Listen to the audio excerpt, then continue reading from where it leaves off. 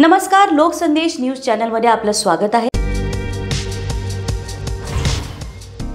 कराडने आवादाकडे 6 वेळा मागितली खंडणी। चार्जशीटमध्ये आवादाचे अधिकारी सुनील शिंदे यांच्या दबावाचा उल्लेख। सुदर्शन घुलेने संतोष देशमुखांना जीवे मारण्याची धमकी दिल्याचाही दावा।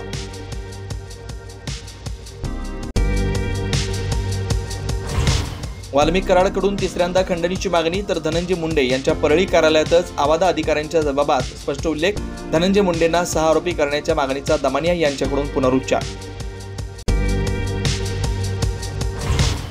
एकनाथ शिंदे यांनी मुख्यमंत्री असताना सुरू केलेली आनंदाचा शिदा योजना अखेर बंद। सणासुदीला 100 रुपयात 5 वस्तू घरपोच देणारी योजना निधी अभावी बंद।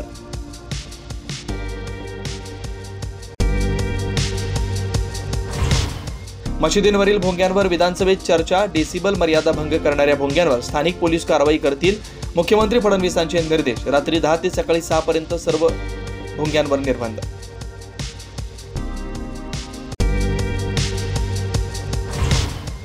आमदार प्रकाश सोळंके यांचा जवळचा कार्यकर्ता सुशील सोळंकेचा आणखी एक व्हिडिओ व्हायरल। सुशील सोळंकेची तहसील आणि पोलीस प्रशासनाला शिवीगाळ आणि दमदाटी।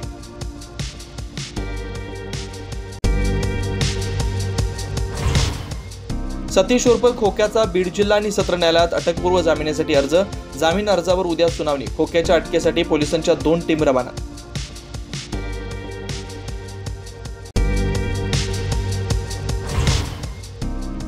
भरधाव वेगाने आलेली स्कॉर्पिओ कार चालकाचं नियंत्रण सुटलं आणि थेट साई जनार्दन हॉटेल जवळील गोदावरी जनरल स्टोअरमध्ये घुसल्याची घटना घडली आहे। या घटनेत 3 ते 4 जण जखमी।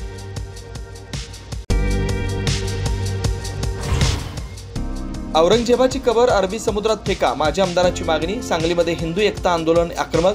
जिल्हाधिकारी कार्यालयासमोर जोरदार निदर्शनं। सांगलीमध्ये औरंगजेबाची कबर त्वरित काढून टाका, हिंदू संघटना आक्रमक।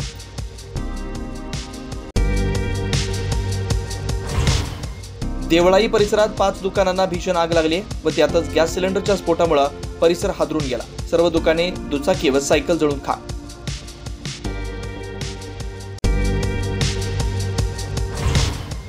धुळेकरांना पिचकारीचं काही कौतुक नाही, कारण धुळ्यात चालते फक्त ढोलची।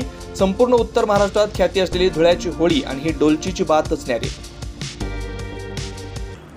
अशाच विशेष घडामोडींसाठी आमच्या YouTube चॅनलला सबस्क्राईब करा, फेसबुक पेजला लाईक करा आणि इन्स्टाला फॉलो करा।